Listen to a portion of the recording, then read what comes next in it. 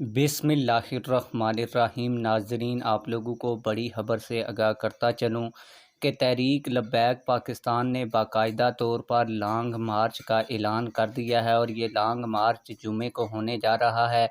Long मार्च क्यों और कहां से शुरू होगा, आज की इस वीडियो में आप लोगों को बताऊंगा। लेकिन वीडियो शुरू करने से पहले आप लोगों से एक छोटी सी रिक्वेस्ट है, अगर आपने अभी तक हमारे इस चैनल को सब्सक्राइब नहीं किया हुआ तो चैनल को लाजमी से सब्सक्राइब कर लें ताकि आने वाली नई वीडियोस आप लोगों तक बर वक्त पहुँचती रहें।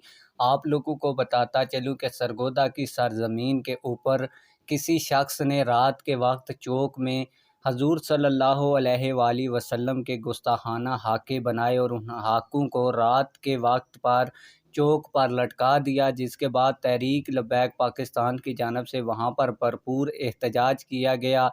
भरपूर एहतजाज के बाद पुलिस ने 295C के तहत मुकदमा और FIR दर्ज की, लेकिन अभी तक उस शख्स को ट्रेस नहीं किया जा सका पुलिस की जानब से। इसी वजह से तहरीक लब्बैक पाकिस्तान सरगोदा की जानब से दिन ब दिन बढ़ती बदतरीन गुस्ताखियों के खिलाफ तहफ़्फ़ुज़ नामूसे रिसालत लॉन्ग मार्च बरोज़ जुमा 3 बजे कंपनी बाग से निकाला जाएगा।